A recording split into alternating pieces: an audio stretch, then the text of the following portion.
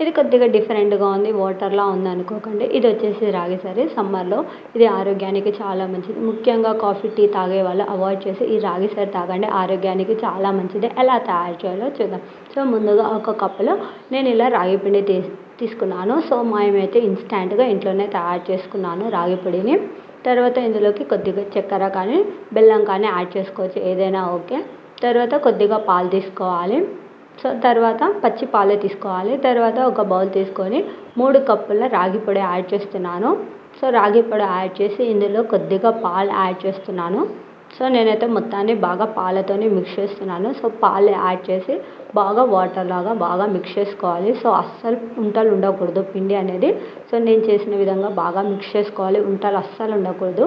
ఇలా వాటర్‌లాగా మిక్స్ చేసుకోవాలి చూడండి. నేను చేసిన విధంగా చేసి పక్కన పెట్టుకోవాలి. తర్వాత ఒక బౌల్ తీసుకొని ఇందులో కొద్దిగా వాటర్ యాడ్ చేశాను. ఒక కప్‌కి 3 కప్స్ వాటర్ యాడ్ చేశాను నేను. వాటర్ యాడ్ చేసి ఇందులో కొద్దిగా షుగర్ కూడా యాడ్ చేశాను. కొద్దిగా స్వీట్ ఎక్కువ కావాలన్న వాళ్ళు యాడ్ చేసుకోండి. సో, కొద్దిగా స్వీట్‌కి సరిపడినంత షుగర్ యాడ్ చేసుకోవాలి. సో, యాడ్ చేసి కొద్దిగా చక్కెర కరిగిన తర్వాత ఇందాక మనం కలిపి పెట్టుకున్న రాగి పొడి వాటర్‌ని ఇందులో యాడ్ చేసి కొద్దిగా సేపు బాగా మిక్స్ చేసుకోవాలి.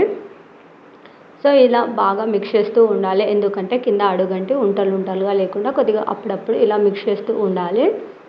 కొద్దిగా చిక్కగా కావాలన్నప్పుడు రాగి పొడి ఎక్కువ యాడ్ చేసుకొని మిక్స్ చేసుకోవాలి ఇలా వాటర్‌లో. సో, నేనైతే కొద్దిగా పతలాగా యాడ్ చేసి ఇలా పొంగొచ్చే వరకు బాగా హీట్ చేయాలి. సో, ఇలా బాగా పొంగు రానివ్వాలి పై వరకు. సో, ఇలా పొంగొచ్చిన తర్వాత చివరిగా ఒక్కసారిగా లాస్ట్‌గా ఇలా మిక్స్ చేస్తున్నాను. సో, ఇలా పొంగొచ్చిన తర్వాత ఆఫ్ చేస్తే చాలు. సో, ఇది సమ్మర్‌లో చాలా ఆరోగ్యానికి చాలా మంచిది.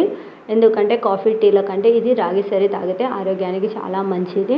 షుగర్, బీపీ ఉన్న వాళ్ళకు కూడా చాలా తగ్గుతుంది. సో, చివరిగా రాగి సరి తయారైపోయింది.